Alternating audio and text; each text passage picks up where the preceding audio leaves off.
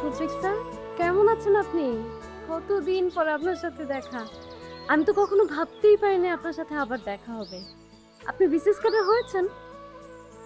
হ্যাঁ, হয়ে গেছি। এই খবরটা আসলে তোমাকে পৌঁছানোর জন্য অনেক চেষ্টা করছিলাম। তোমাদের বাসায় যাই, গিয়ে দেখি তালা দেওয়া। তোমাকে অনেকবার ফোন কল দেওয়ার চেষ্টা করছি, ফোনে সংযোগ পাই নাই, ফোন বন্ধ ছিল। আসলে কত যে চেষ্টা করছি তোমাকে কিভাবে খবরটা পৌঁছাবো, পরে আল্লাহকেই বললাম, আল্লাহ তুমি এই খবরটা তিথিকে পৌঁছায় দিও। আমি অ্যাটলিস্ট তিথির স্বপ্নটা তো পূরণ করতে পারছি। বিসিএস ক্যাডার হয়েছেন, এটা তো তেমন কোনো স্বপ্ন না। এখন আমার স্বপ্নগুলো অনেক বড় বড়। এখন আপনাদের মতো অনেক সাবেক বিসিএস ক্যাডাররা আমার হাজবেন্ডের অফিসে জব করে, আর আমার হাজবেন্ডকে স্যার বলে সম্বোধন করে। আর আমার হাজবেন্ড অনেক ভালো একজন মানুষ, আমাকে অনেক ভালোবাসে, অনেক টেক কেয়ার করে আমার। আর আমি নিজে 3 বেলায় আমার হাজবেন্ডকে নিজের হাতে খাইয়ে দিই। এক কথায় বলতে পারেন আমি পৃথিবীর সব থেকে সুখী মানুষ। জেনে খুব খুশি হলাম।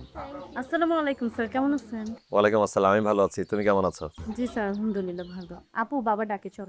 Bye bye sir.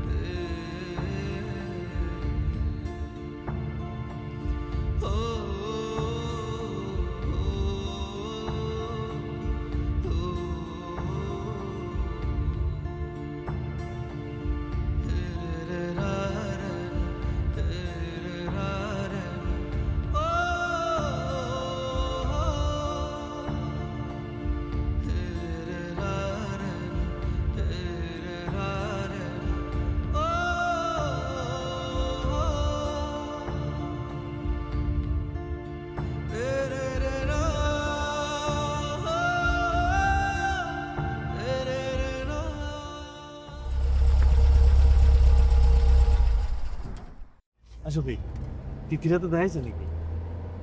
হ্যাঁ, দেখা হয়েছে। ভালো আছে, খুশি আছে, বিয়ে করে ফেলছে। এর চাইতে ভালো আর কি হইতে পারে? ওর বিয়ের খবর শুনে আমি অনেক খুশি হয়েছি। তোর চোখের ভাষা কিন্তু আমি বুঝি। এটা যে তোর মনের কথা না, এ আমার কল লাগবে। জানি না বুঝলো ভাই, আমার কিছুই ভালো লাগতেছে না।